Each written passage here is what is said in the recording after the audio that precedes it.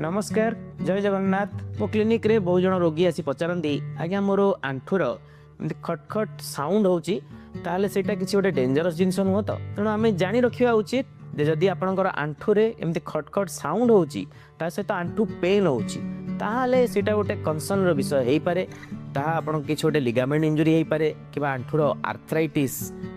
joint खराब होता पारे कि आपणकर कार्टिलेज क्षय होता पारे ताकू दरकार पड़े आमको एक्सरे एवं एमआरआई करा पड़ी थाए जदि आंठुए विदाउट पेन खाली एमती खटखट साउंड होची चलला बेले क्रैकिंग साउंड होची ताले एटा